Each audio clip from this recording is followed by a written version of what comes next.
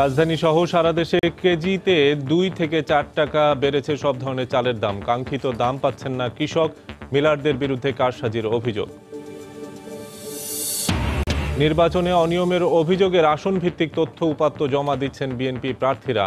মামলার পাশাপাশি তুলে ধরা হবে গণমাধ্যম ও কূটনৈতিকদের কাছে বললেন নেতারা। ঐক্যফ্রন্টের জাতীয় সংলাপের দাবি হাস্যকর বললেন ওবায়দুল কাদের। নির্বাচন প্রশ্নবিদ্ধ করার অপচেষ্টা জনগণ মেনে নেবে না বলে মন্তব্য। রাজধানীর মিরপুরে বহুতল ভবন থেকে ইটের টুকরো পড়ে মায়ের কোলে থাকা 16 দিনের শিশুর মৃত্যু, আহত মাও। এবং বছরের শুরুতেই পর্যটকের আনাগোনায় মুখর সৈকত শহর কক্সবাজার। দারুণ খুশি ব্যবসায়ীরা, নিরাপত্তা নিশ্চিতে তৎপর ট্যুরিস্ট পুলিশ।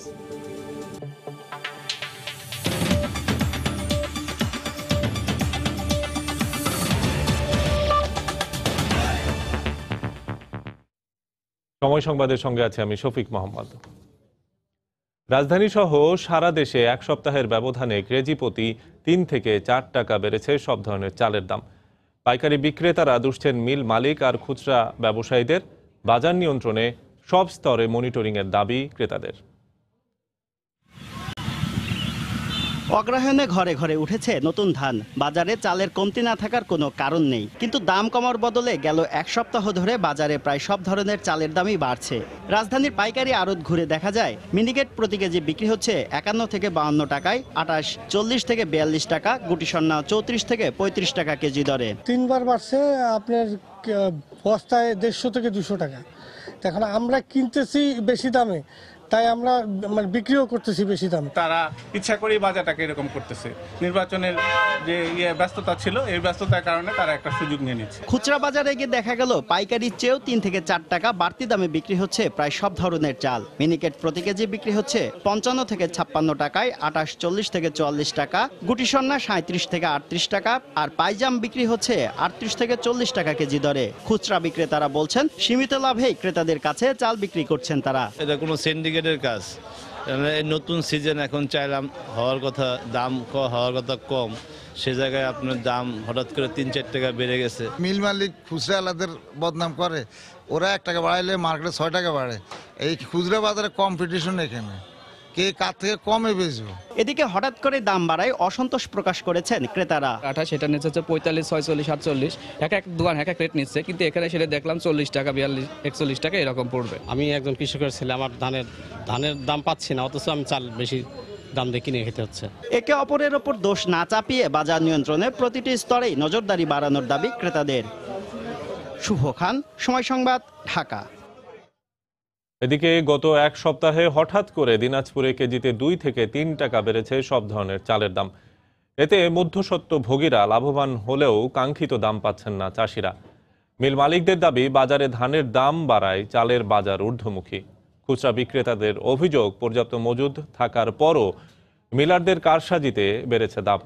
গোলাম নবী দুলালের পাঠানো তথ্য ও মঞ্জিদ আলম শিমুলের তোলা ছবিতে রিপোর্ট।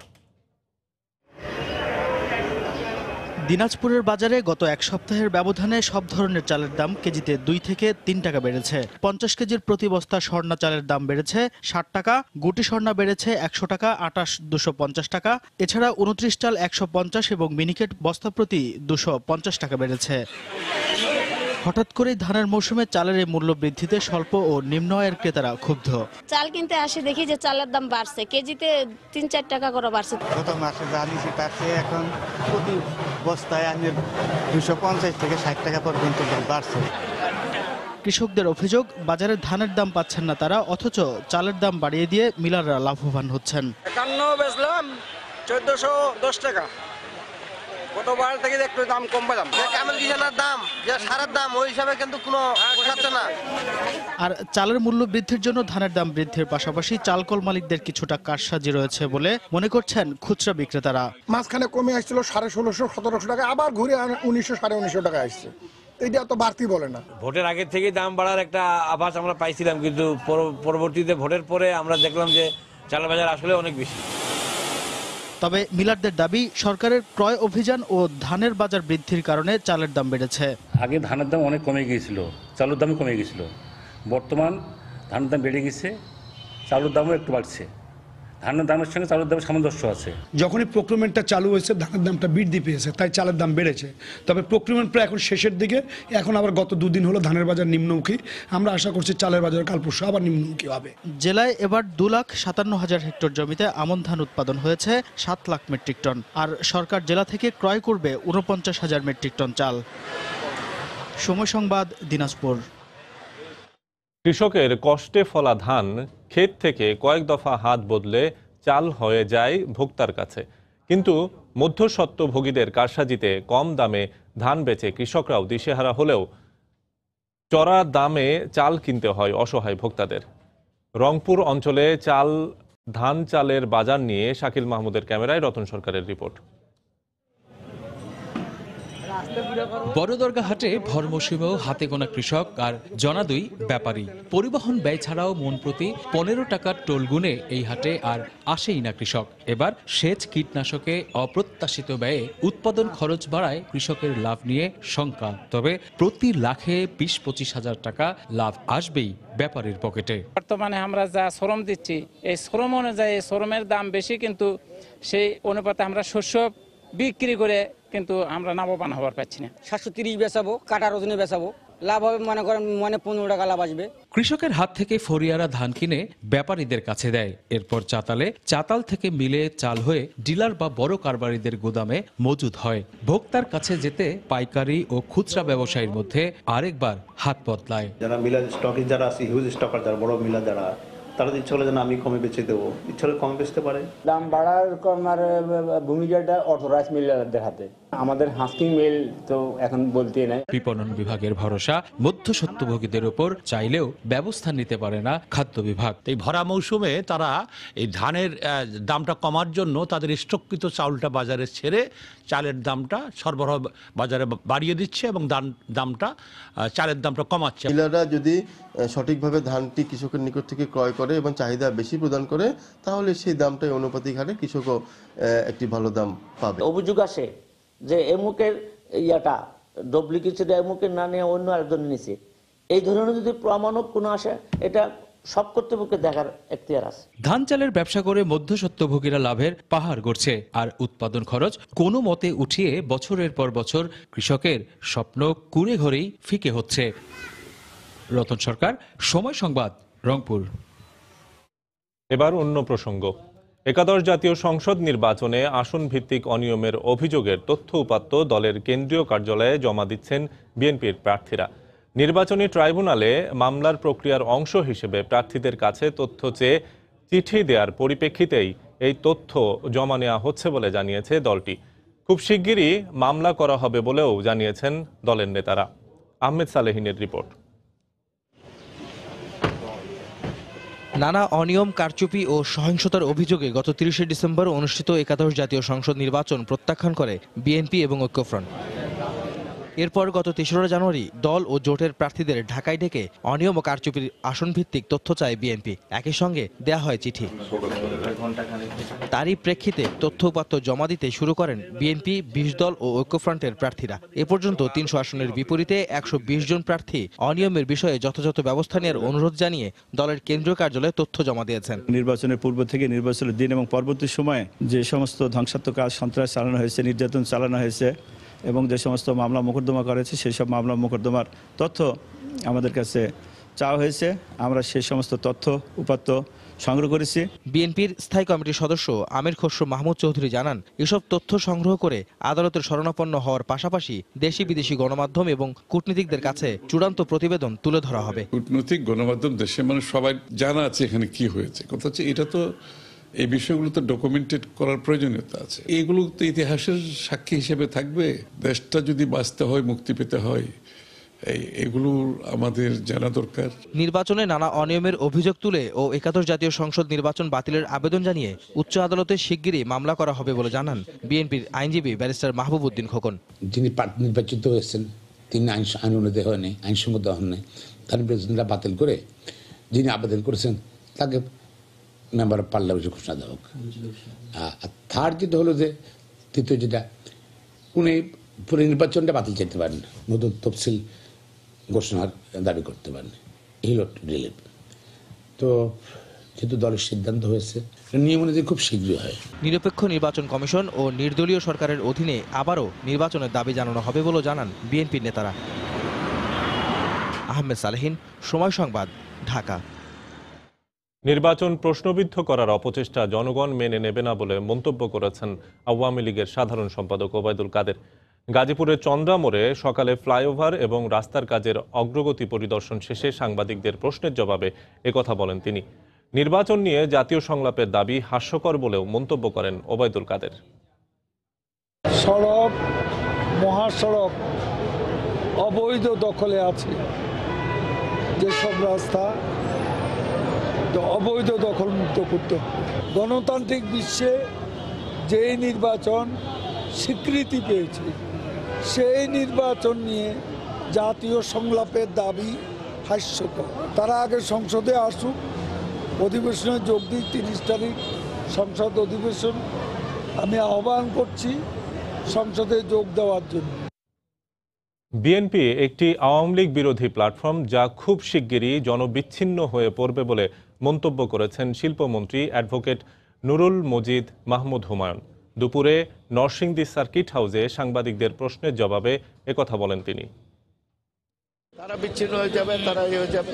বহু দল চলে গেছে, ইতিহাসে নাম নাই। আর ওটা তো আমি রাজনৈতিক দল মনে করি না। এটাকে কখনো আওয়ামী লীগ বিরোধী একটা প্ল্যাটফর্ম। অন্যরা কি ব্যাখ্যা করে আমি জানি না। আমাদেরকে যে ম্যান্ডেট দিয়েছে জাতি, এটা উন্নয়নের পক্ষে। আজকে সেখানে আমরা আমাদের কাজ যেগুলো আছে, মহাপরিকল্পনাগুলো, সেটাকে আমরা এগিয়ে নিয়ে যাব। আজকে জাতির যে প্রত্যাশা, সেটাকে আমাদেরকে পূরণ করতে হবে। দায়িত্ব আরো বেশি আমাদের, এবং আপনাদের সহযোগিতা কামনা করব। সময় সংবাদে আরো থাকছে। সাপ্তাহিক ছুটির দিনে জমজমাট ঢাকা আন্তর্জাতিক বাণিজ্য মেলা। ক্রেতার চেয়ে বেশি দর্শনার্থী, জানালেন বিক্রেতারা।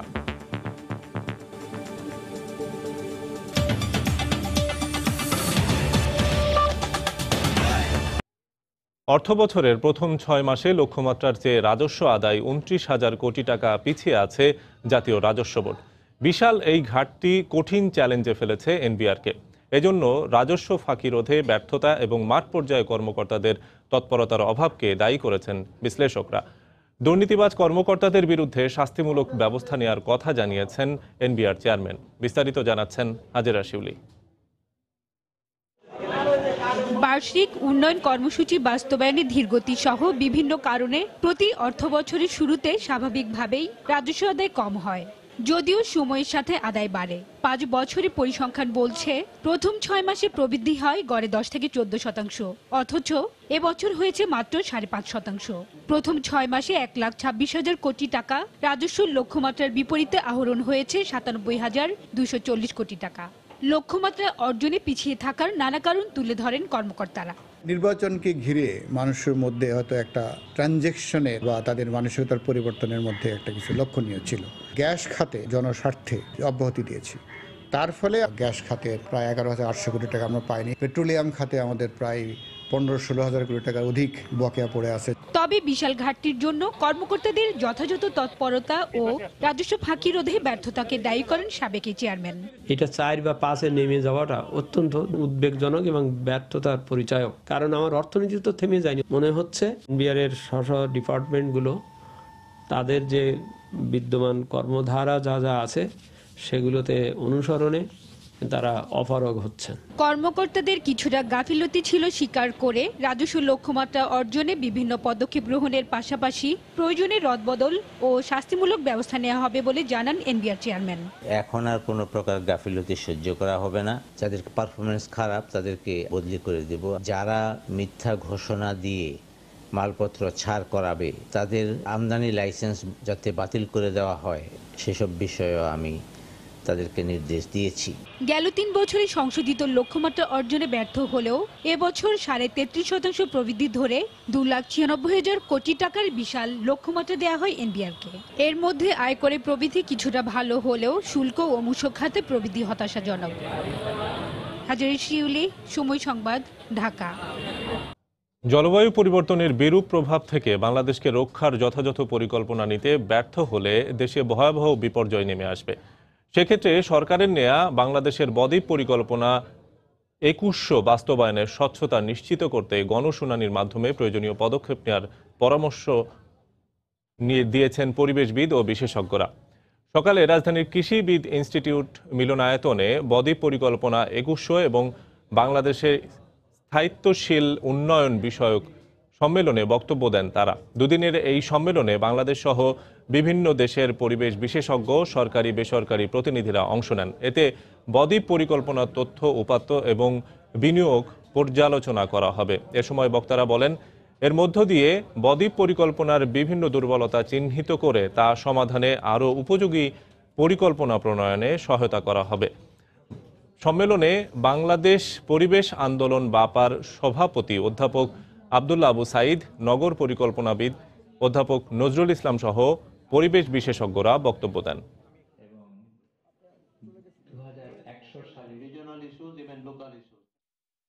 উন্নয়ন চলছে বিভিন্ন ক্ষেত্রে, তার একটা প্রকাশ তো আমরা বাস্তু পরিবেশেও দেখি। এই ধরনের ফিজিক্যাল প্ল্যান অত্যন্ত সুচিন্তিত হওয়া খুবই জরুরি। আবহাওয়ার আনুকূল্য থাকলেই সেখানে মানুষ, সেখানে সভ্যতা, সেখানে বিকাশ। আমরা একটা অত্যন্ত বড় সমস্যার সামনে দাঁড়িয়ে, এর একটা পথ বের করতে হবে এবং একটা পাবলিক হিয়ারিং, যারা স্টেক হোল্ডার্স, যারা নানানভাবে এর দ্বারা উপকৃত বা অপকৃত হবে, তাদের মতামত শোনা, তারা কোথাও বিপন্ন কিনা এই জিনিসটা জানা দরকার। এটা স্পষ্ট হওয়া দরকার, তাহলে পরে স্বচ্ছতা আসবে।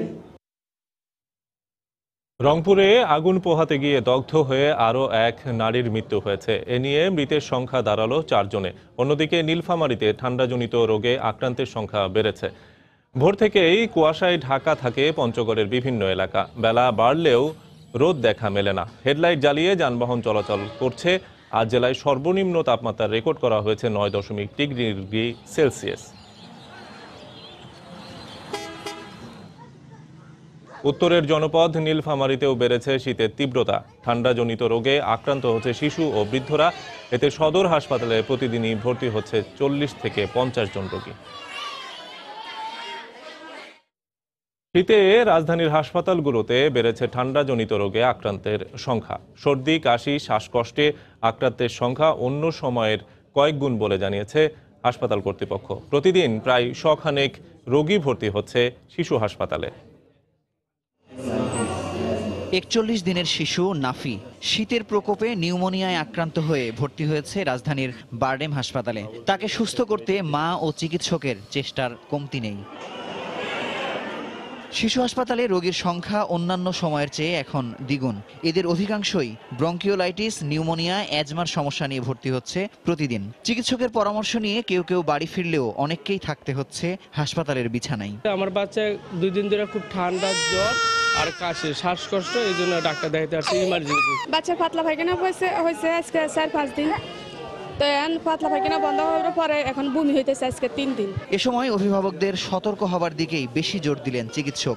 ধুলাবালি থেকে শিশুদের দূরে রাখার পাশাপাশি বিশুদ্ধ ও কুসুম গরম পানি খাওয়ানোর পরামর্শ তাদের। ঠান্ডাটা অ্যাভয়েড করবে বা বাইরে থেকে বাতাসটা না ঢুকতে পারে ছোট বাচ্চাদের ক্ষেত্রে। তারপর কাপড় ওয়েল কাভার থাকতে হবে, কাপড় চোপড় পরাতে হবে। যে আবার বেশি গরম করতে গিয়ে আবার অতিরিক্ত গরমে কিন্তু আবার দেখা যায় যে ঘেমে ঘাম শুকিয়ে আবার নিউমোনিয়া বা ঠান্ডা লেগে যেতে পারে। যদি কোনো পেশেন্ট ব্রঙ্কিয়াল অ্যাজমার পেশেন্ট হয়, সেক্ষেত্রে তার যে মেডিকেশন সে রুটিনলি নিচ্ছে সেগুলো কিন্তু কন্টিনিউ করতে হবে এবং ঠান্ডা জাতীয় খাবারটা স্পেশালি যে ঠান্ডা পানি বা আইসক্রিম যেগুলো বাচ্চারা পছন্দ করে খুব, এগুলো যতটুকু সম্ভব অ্যাভয়েড করা যায়। এখন আতঙ্কিত হওয়ার কিছু নেই বলেও আশ্বস্ত করলেন চিকিৎসক। তবে শীত শেষে আবহাওয়া পরিবর্তনের সময় আবারও বাড়তে পারে রোগের প্রকোপ। মুজাহিদ শুভ, সময় সংবাদ, ঢাকা। শীতে রাজশাহীর বিভিন্ন গ্রামে চলছে খেজুরের রস থেকে গুড় তৈরির ধুম। বাজারে এবার গুড়ের ভালো দাম ওঠায় খুশি গাছিরা। সুস্বাদু হওয়ায় এই গুড় ঢাকাসহ দেশের বিভিন্ন প্রান্তে চলে যাচ্ছে বলে জানান ব্যবসায়ী ও আড়তদাররা। হাবিবুর রহমান পাপ্পুর তোলা ছবিতে আরও জানাচ্ছেন সাইফুর রহমান রকি। শীতে সকালের সূর্য উঁকি দিতেই খেজুরের রস সংগ্রহে ব্যস্ত হয়ে পড়েন গাছিরা। খেজুরের রস গাছ থেকে সংগ্রহ করে বাসায় এনে রস জাল দিয়ে শুরু হয় গুড় তৈরির প্রক্রিয়া।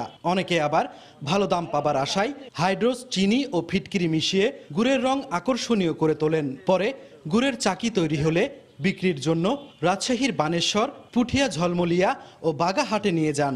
গাছিরা প্রতি কেজি গুড় বাজারে বিক্রি করে পাচ্ছেন ৬০ থেকে ৭৫ টাকা। জাল হওয়ার পর গুড় হবে, গুড় হওয়ার পর ধরেন আমরা সারাত ঢালবো, ঢালার পরে তুলে ঢাকি থুবো, এরকম ভাবে আবার ধরেন গাছ লাই টিপবো, ধরেন আবার নামবো। গুড়ের কালারটা ভালো হয়, তাহলে গুড়ের কালারটা হইলে বাজারে বেশি শান্তি হয়, মুকামে ভালো টানে কালার জন্য। চিনি, ফিটকিরি এগুলো দিলে গুড়ের মান আসে। শীতের এই মৌসুমে গুড় উৎপাদনের সাথে জড়িত এলাকার প্রায় ২০,০০০ গাছি এবার গুড়ের আশানুরূপ দাম পাওয়ায় ভালোভাবে ঘুরছে তাদের জীবন সংসারের চাকাও। ঢাকায় যায়, চিটাগাং যায়, খুলনা যায়, বরিশাল যায়। মানের উপর দাম, তাতে আমাদের ব্যবসা বাণিজ্য আল্লাহ পাক মোটামুটি ভালোই দিচ্ছে, খারাপ দেয় নাই, বেচা কেনা করেও আরাম পাচ্ছে। গুড় তৈরি করি এবং আমাদের এখানকার গুড়ের মান ভালো, মোটামুটি ভালো এবং বাজারজাত সুস্বাদ, খেতে সারা বাংলাদেশের ভিতরে আমাদের এখানকার স্বাদ বেশি। আড়তদার ও ব্যবসায়ীরা জানান, চাহিদা থাকায় এখানকার গুড় চলে যাচ্ছে ঢাকা, চট্টগ্রাম সহ দেশের বিভিন্ন প্রান্তে। এতে চাঙ্গা হচ্ছে গ্রামীণ অর্থনীতিও। যত শীত পড়বে তত ভালো, শীত পড়বে না এটা চলবে না। ৪ মাস গুড় হয়, শীতের সিজনে মোটামুটি সংসারটা ভালোই চলে। কৃষি বিভাগের দেয়া তথ্য অনুযায়ী জেলায় খেজুরের গাছের সংখ্যা প্রায় ৮ লাখ। প্রতি শীত মৌসুমে ৮,০০০ মেট্রিক টন গুড় উৎপাদন হয়, যার বাজার মূল্য প্রায় ৬০ কোটি টাকা। সাইফুর রহমান রকি, সময় সংবাদ, রাজশাহী। ঝিলের জলে লাল শাপলার মেলা, নাম না জানা হাজারো পাখির কলকাকলি। শীতের কুয়াশা ভেদ করে পরিযায়ী পাখির ডানা চুইয়ে পড়ে রোদ।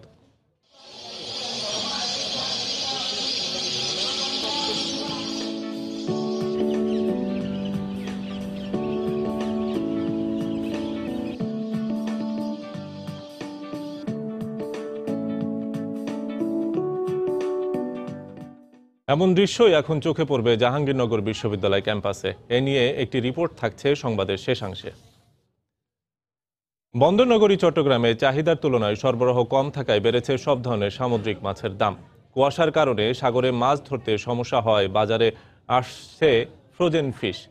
তবে প্রকারভেদে কেজি প্রতি ৫ থেকে ৩০ টাকা পর্যন্ত কমেছে দেশি মাছের দাম। আর ইলিশ মাছের দাম রয়েছে সাধারণ মানুষের ক্রয় ক্ষমতার মধ্যে।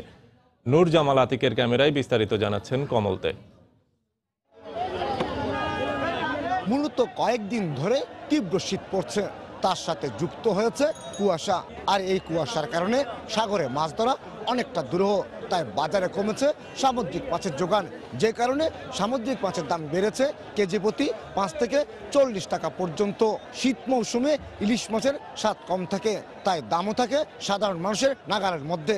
আজ কেজি প্রতি ইলিশ মাছ বিক্রি হচ্ছে ২৫০ থেকে ৪০০ টাকা পর্যন্ত, তবে জাটকা বিক্রি হচ্ছে ১৫০ টাকা কেজি দরে। মাঘ মাসে শীত পরে মাছ একটু কমে গেছে, তারপরে আলাদা আস্তে আস্তে সামনে বাড়বো। মাছের প্রতি কেজি প্রতি ২০ টাকা, ১৫ টাকা, ১০ টাকা, ৫ টাকা বাড়তি আছে, দিন দিন বাড়ে, কমে না। ফ্রিজিং ইলিশ ওগুলা ৩০০, ৩২০ এই ধরনের, আর যেগুলো দেশি ইলিশ ৫০০, ৫৫০। সামুদ্রিক মাছের যোগান কম থাকলেও বেড়েছে দেশীয় মাছের যোগান। বিশেষ করে শীত মৌসুমে পুকুর এবং খালগুলো শুকিয়ে যায়, তাই পাওয়া যায় প্রচুর মাছ। আর এই মাছের যোগান বেড়েছে বাজারে, যে কারণে সব ধরনের দেশীয় মাছের দাম কমেছে কেজি প্রতি ১০ থেকে ৩০ টাকা পর্যন্ত। কাতলা আছে ৭,০০০, ৮,০০০, এই তেলাপিয়া ৪৪, ৪,০০০। দেশি মাছ সস্তা, যে জন্য দাম কম, ওই জন্য এখন এদের চাহিদা বেশি। অন্যান্য মাছের তুলনায় দেশি মাছ সবাই কেনার সাধ্যের ভিতরে আছে। সামুদ্রিক মাছ ধরার ক্ষেত্রে নানা ধরনের অভিযোগ রয়েছে ব্যবসায়ীদের, বিশেষ করে সাগরে জলদস্যুতা বেড়ে যাওয়ার অভিযোগ তাদের। চট্টগ্রামের এই ফিশারি ঘাটে প্রতিদিন ৪০০ থেকে ৫০০ মেট্রিক টন মাছের যোগান হয়, চাহিদাও থাকে একই রকম, যে কারণে সব ধরনের মাছ এখন সাধারণ মানুষের ক্রয় ক্ষমতার মধ্যে রয়েছে বলে জানিয়েছেন ব্যবসায়ীরা। চট্টগ্রামের ফিশারিঘাট থেকে কমল দে, সময় সংবাদ। সাপ্তাহিক ছুটির দিনে ক্রেতা দর্শনার্থীর ভিড়ে জমে উঠতে শুরু করেছে ঢাকা আন্তর্জাতিক বাণিজ্য মেলার ২৪তম আসর। ছুটির দিন হওয়ায় সকাল থেকেই মেলা প্রাঙ্গণে আসছেন দর্শনার্থীরা, তবে বিকেলে ভিড় বাড়ে বেশি। পরিবার পরিজন বন্ধুদের নিয়ে অনেকেই আসছেন মেলায়। পছন্দ মতো পণ্য চোখে পড়লে কিনে ফেলছেন অনেকে, আবার অনেকেই স্টল প্যাভিলিয়ন ঘুরে ঘুরে দেখছেন। পণ্যের দাম এবং মান নিয়ে নেই তেমন অভিযোগ। পোশাক, গয়না, কসমেটিক্স আর গৃহস্থালী পণ্যের স্টলে রয়েছে বাড়তি ভিড়। আরও ২-১ দিন পর বিক্রি বাড়বে বলে প্রত্যাশা বিক্রেতাদের।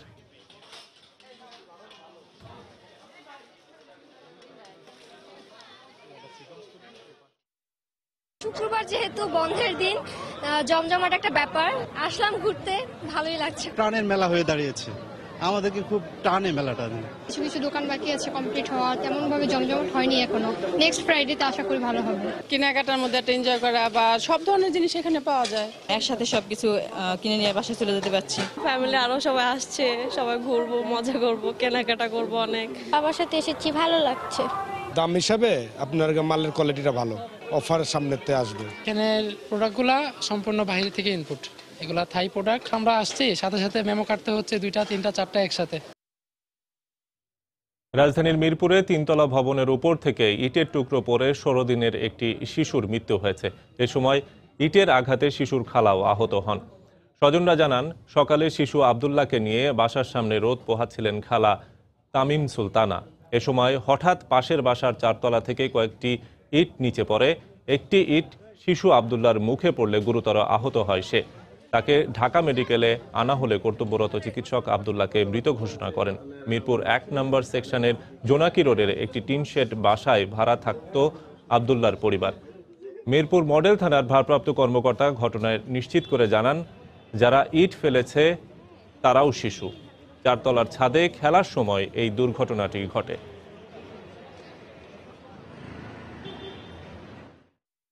বড় মানুষই লুকায় ফেলাইছে ওই বাচ্চাটারে। একটা ছোট্ট মেয়ে দেখাইছে, আমি বলতেছি এই বাচ্চা জীবন হয়ে ইট ফালাইতে পারবো না, 3টা ইট।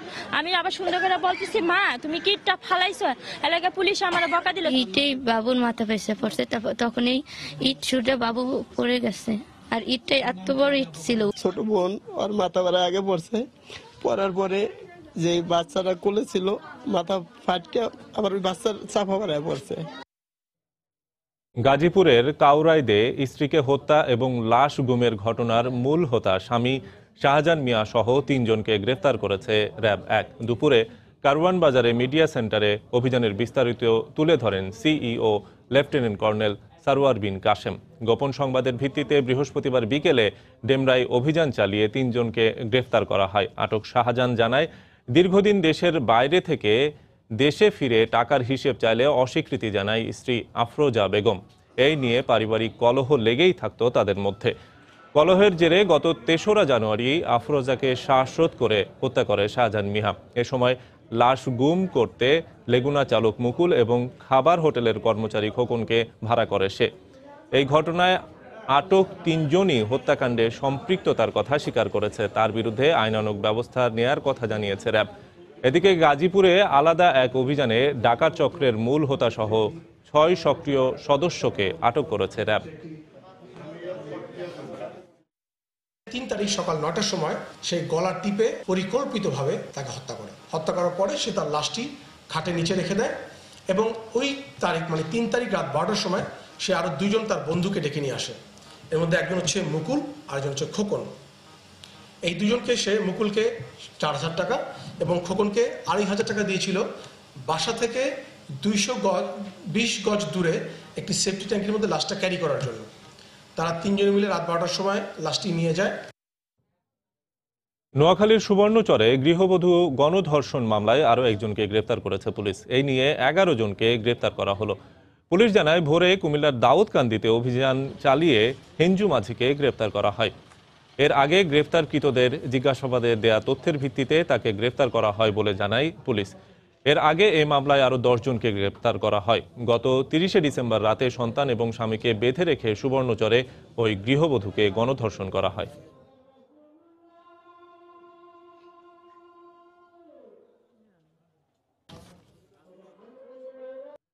ভর্তির ক্ষেত্রে ছাত্র ছাত্রীদের কাছ থেকে অতিরিক্ত ফি আদায় করলে শিক্ষা প্রতিষ্ঠান কর্তৃপক্ষের বিরুদ্ধে কঠোর ব্যবস্থা নেওয়া হবে বলে হুঁশিয়ারি উচ্চারণ করেছেন শিক্ষামন্ত্রী ডাক্তার দীপু মনি।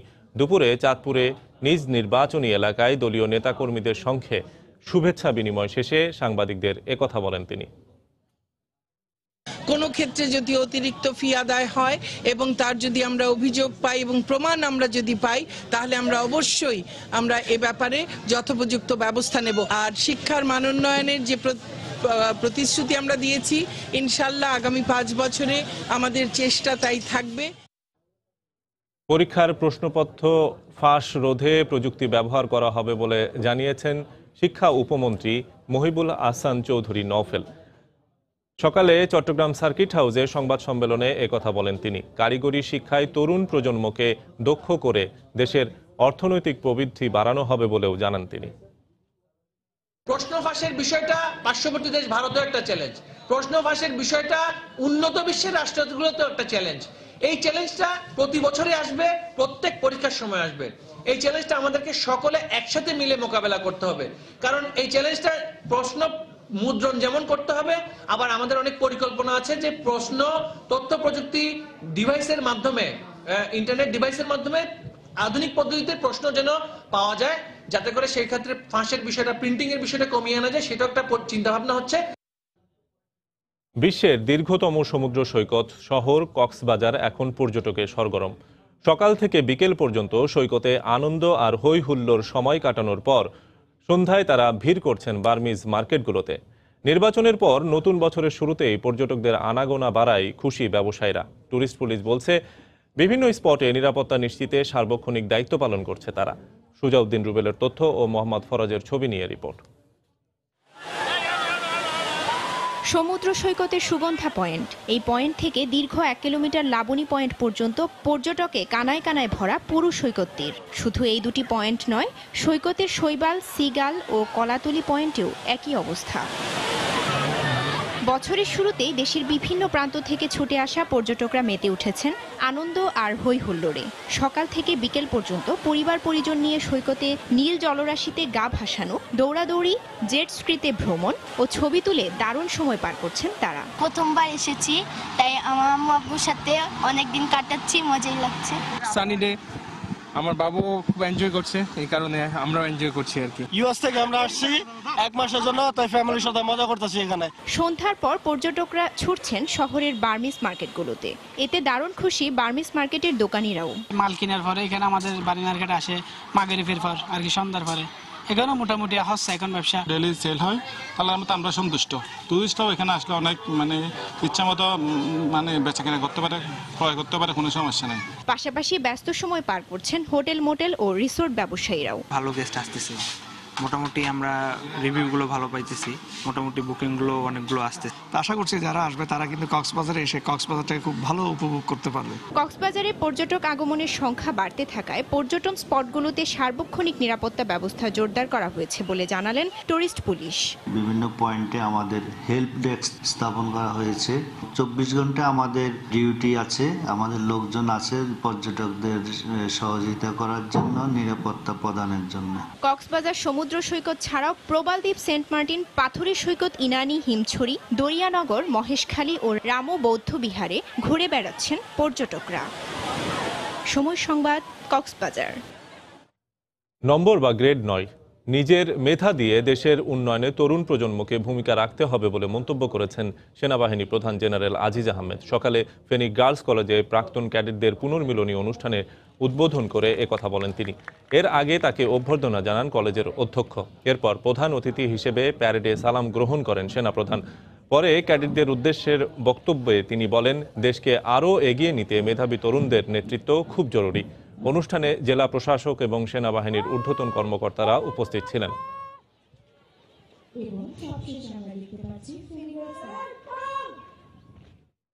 উৎসব মুখর পরিবেশে 70 বছর পূর্তি উদযাপন করেছে দেশের ঐতিহ্যবাহী শিক্ষা প্রতিষ্ঠান নটরডেম কলেজ। 70-এর আহ্বানে জীবনের জয়গানে এই প্রতিপাদ্য নিয়ে নটরডেমের প্রতিষ্ঠাবার্ষিকী উদযাপন হয়। সকাল 9টায় জাতীয় পতাকা উত্তোলন এবং জাতীয় সঙ্গীত পরিবেশনার মধ্য দিয়ে শুরু হয় অনুষ্ঠান। চলে সাংস্কৃতিক অনুষ্ঠান সহ নানা পরিবেশনা। বহুদিন পর প্রিয় ক্যাম্পাস আর মুখগুলোকে একসঙ্গে পেয়ে আবেগ আপ্লুত হয়ে পড়েন অংশগ্রহণকারীরা। এ সময় পুরনো স্মৃতি রোমন্থন আর আড্ডায় মেতে ওঠে সবাই। পুরো কলেজ প্রাঙ্গণ পরিণত হয় মিলন মেলায়। এ সময় অংশগ্রহণকারীরা বলেন, দেশের উন্নয়ন এবং অগ্রগতিতে ভূমিকা রাখা অনেক মেধাবী মানুষ তৈরি করেছে নটরডেম কলেজ। সেখানকার শিক্ষা নিয়ে ভবিষ্যৎ প্রজন্মও একটি মেধাসম্পন্ন দেশ গড়তে ভূমিকা পালন করবে বলে মত দেন তারা।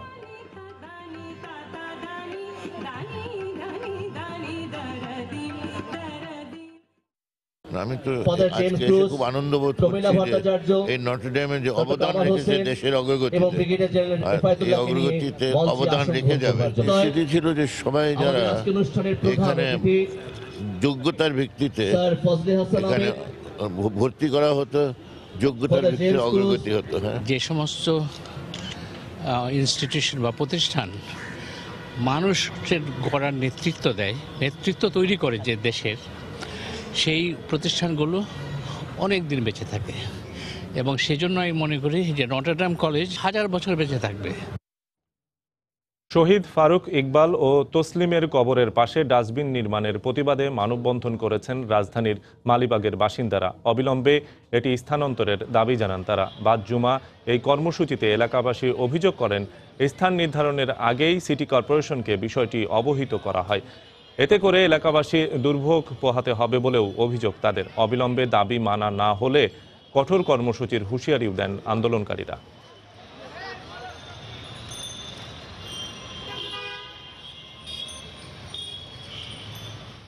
পশ্চিমবঙ্গের জন্য যেমন মমতা বন্দ্যোপাধ্যায়, ঠিক তেমনি বাংলাদেশের জন্য প্রয়োজন শেখ হাসিনার নেতৃত্ব। দক্ষিণ কলকাতার এক উৎসবে যোগ দিয়ে সময় সংবাদকে একথা বলেন কলকাতার মেয়র এবং রাজ্য সরকারের মন্ত্রী ফিরহাদ হাকিম ববি। বঙ্গবন্ধু শেখ মুজিবুর রহমানের নামে জাদুঘর নির্মাণের জন্য জায়গা খোঁজার কাজ শুরু হয়েছে বলেও জানান তিনি। পশ্চিমবঙ্গের জন্য মমতা ব্যানার্জির নেতৃত্ব যে কারণে প্রয়োজন, বাংলাদেশের জন্য শেখ হাসিনার সেই একই কারণে প্রয়োজন। কারণ দুজনেই সাম্প্রদায়িকতার বিরুদ্ধে, দুজনেই প্রোগ্রেস নিয়ে চিন্তা করে। একটা দেশ কোথায় ছিল সেখান দিয়ে কোথায় নিয়ে গেল, বাংলা কোথায় ছিল পশ্চিমবঙ্গ সেখান দিয়ে মমতা ব্যানার্জি, সে একই কারণে দুজনেরই দুই জায়গায়, একজন বাংলাদেশে আর একজন বাংলা পশ্চিমবঙ্গে, দুজনেরই প্রয়োজন। কলকাতার অন্যতম বৃহত্তম যোধপুর পার্ক উৎসবে পালন করা হয়েছে বাংলাদেশ উৎসব। এতে সঙ্গীত পরিবেশন করেন বাংলাদেশি শিল্পীরা। বিস্তারিত সুব্রত আচার্যের রিপোর্টে, ক্যামেরায় ছিলেন সৌমেন রায় চৌধুরী।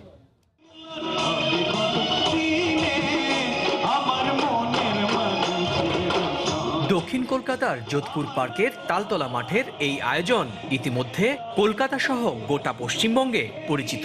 কলকাতার বিভিন্ন স্থান থেকে এই উৎসবে সামিল হন কয়েক হাজার দর্শক। 10 দিনের আয়োজনে বৃহস্পতিবার পালন করা হয় বাংলাদেশ দিবসের।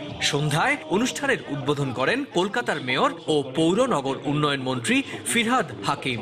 উপস্থিত ছিলেন কলকাতার বাংলাদেশ উপহাই কমিশনের ভারপ্রাপ্ত উপহাই কমিশনার BM জামাল হোসেন। এই ধরনের আয়োজন দুই বাংলার মানুষের মধ্যে মেলবন্ধনে সহায়ক ভূমিকা পালন করবে বলে মনে করেন বাংলাদেশ থেকে আসা শিল্পীরা। ভালোবাসার আদান প্রদান, তাও সংস্কৃতির মাধ্যমে। এর জন্য আমি যোধপুর পার্ক ফেস্টিভ্যাল কমিটির সাথে যারা আছেন তাদের সবাইকে অনেক অনেক সাধুবাদ জানাচ্ছি। ভারতবর্ষকে বিভাজন দুটি হলেও আসলে আত্মা, সংস্কৃতি, মনন, ভাবনা, দেশপ্রেম, এই সামগ্রিক বোধ কিন্তু আমাদের আসলে একই রকম। নিজেদের পরিচয় তুলে ধরতে এ ধরনের আয়োজনে অব্যাহত রাখা উচিত বলে মনে করেন তরুণ এই শিল্পীরাও। আমার গানের জন্য আমাকে চিনতে পারছে, তো সেই কারণে এখানে আসা হচ্ছে। আমার কণ্ঠকে আমি তাদের কাছে পরিবেশন করতে পারছি। এই উৎসব শুধুমাত্র আনন্দের নয়, এটি একটি উদাহরণস্বরূপ সম্প্রীতি, ভ্রাতৃত্ব সবকিছু। এই উৎসবে আগামী 12 ও 14 জানুয়ারি শ্রেয়া ঘোষাল এবং উপমহাদেশের কিংবদন্তি শিল্পী আশা ভোসলের সঙ্গীত পরিবেশন করার কথা রয়েছে। সুব্রত আচার্য, সময় সংবাদ, কলকাতা। পাখিদের কিচিরমিচির আর লাল পদ্মের ঝিল দেখতে জাহাঙ্গীরনগর বিশ্ববিদ্যালয় ক্যাম্পাসে ভিড় করছেন দর্শনার্থীরা। 18তম বছরের মতো এবছরও প্রাণীবিদ্যা বিভাগের আয়োজনে অনুষ্ঠিত হচ্ছে পাখি মেলা। প্রাণীবিদ্যা বিশেষজ্ঞরা বলছেন, সঠিক পরিচর্যা পেলে জাহাঙ্গীরনগর বিশ্ববিদ্যালয় পাখিদের অভয় আশ্রম হতে পারে। ঝিলের জলে লাল শাপলার মেলা, আর নাম না জানা হাজারো পাখির কলকাকলি। সকালের সোনালি রোদেও আড়মোড়া ভাঙেনি সুদূর সাইবেরিয়া ও মঙ্গোলিয়া থেকে আসা পরিযায়ী পাখিদের। প্রতি শীতেই জাহাঙ্গীরনগর বিশ্ববিদ্যালয়ের ক্যাম্পাসে চোখে পড়ে পাখিদের এই সম্মিলন। 2000 সাল থেকে জনসচেতনতা বৃদ্ধির লক্ষ্যে বিশ্ববিদ্যালয়ের প্রাণীবিদ্যা বিভাগ আয়োজন করে আসছে পাখি মেলার। ব্যতিক্রম ছিল না এবারও। আমাদের এই সংরক্ষণ কার্যক্রমের সাথে আপামর জনসাধারণ যখন সম্পৃক্ত হবে তখন আমরা আমাদের পাখি তথা বন্যপ্রাণী এবং পরিবেশের যে ভারসাম্য সেটি টিকিয়ে রাখতে পারবো। অতিথি পাখিদের সমারোহ দেখতে ক্যাম্পাস পরিণত হয়েছে দর্শনার্থীদের মিলন মেলায়। শালিক দেখেছি, পেঁচা দেখেছি, তারপর টিয়া দেখেছি, অনেক পাখি দেখেছি। ছোটরা এই পাখিগুলো দেখে আনন্দ পায়, তারা শিখতে পারে যে কোনটা মাছরাঙা পাখি, কোনটা পেঁচা, ওরা এগুলো দেখছে এবং অভিভূত হচ্ছে। শহরের আমরা যে ফ্ল্যাট বাসাগুলোতে থাকি সেখানে তো আসলে এই পরিবেশটা নাই। পাখি থাকলে গাছ থাকবে, গাছ থাকলে ফুল এবং ফল থাকবে, তো আমরা ওই প্রক্রিয়াটা রক্ষায় যেন সবাই ভূমিকা পালন করি। মানুষ বাড়লে পাখি কমবে, বিষয়টা স্বাভাবিক। তবুও পাখিদের বিচরণের জন্য আলাদা জায়গা তৈরি করে দিতে সরকার ও সংশ্লিষ্টদের প্রতি আহ্বান বিশেষজ্ঞদের। সরকারের সবচেয়ে বড় কাজ হলো কিছু জায়গা সংরক্ষণ করা, সেটা তো অন্য কেউ করতে পারবে না। প্রতি বছর দেশি বিদেশি মিলিয়ে 10 প্রজাতির পাখির সমাগম ঘটলেও এবার দেখা মিলেছে মাত্র 5 প্রজাতির। সুদূর উত্তর থেকে ছুটে আসা এই পরিযায়ী পাখিরা শুধুমাত্র আশ্রয়ের খোঁজে ছুটে আসে হাজার মাইল পথ পাড়ি দিয়ে, রক্ষা করে আমাদের প্রাণ এবং প্রকৃতির নিবাস। তাই পরিবেশের ভারসাম্য রক্ষায় এই অতিথি পাখিরা যাতে অবাধে বিচরণ করতে পারে সেই পদক্ষেপ নেওয়ার কথা বলছেন পরিবেশবিদরা। তোহাকান তামিম, সময় সংবাদ, জাহাঙ্গীরনগর বিশ্ববিদ্যালয়, সাভার। এ পর্যায়ে শীর্ষ সংবাদ জানিয়ে দিচ্ছি আরেকবার। রাজধানী সহ সারা দেশে কেজিতে 2 থেকে 4 টাকা বেড়েছে সব ধরনের চালের দাম। কাঙ্ক্ষিত দাম পাচ্ছেন না কৃষক, মিলারদের বিরুদ্ধে কারসাজির অভিযোগ। নির্বাচনে অনিয়মের অভিযোগের আসন ভিত্তিক তথ্য উপাত্ত জমা দিচ্ছে বিএনপি প্রার্থীরা। মামলার পাশাপাশি তুলে ধরা হবে গণমাধ্যম ও কূটনীতিকদের কাছে, বললেন নেতারা। ঐক্যফ্রন্টের জাতীয় সংলাপের দাবি হাস্যকর, বললেন ওবায়দুল কাদের। নির্বাচন প্রশ্নবিদ্ধ করার অপচেষ্টা না করে সংসদে আসার আহ্বান। রাজধানীর মিরপুরে বহুতল ভবন থেকে ইটের টুকরো পড়ে 16 দিনের শিশুর মৃত্যু, আহত 1 জন। এবং বছরের শুরুতেই পর্যটকের আনাগোনায় মুখর সৈকত শহর কক্সবাজার। দারুণ খুশি ব্যবসায়ীরা, নিরাপত্তা নিশ্চিতে তৎপর টুরিস্ট পুলিশ। এই ছিল এখনকার মতো। যে কোনো খবর পেতে ভিজিট করুন সময়নিউজ.tv। আপনার মোবাইলে সময় সংবাদ দেখতে এবং সব খবর পেতে ডাউনলোড করুন সময় অ্যাপ। এছাড়া এইমাত্র পাওয়া খবর পেতে SMS করুন *BN লিখে পাঠিয়ে দিন 16242 নম্বরে। সঙ্গে থাকুন সময়।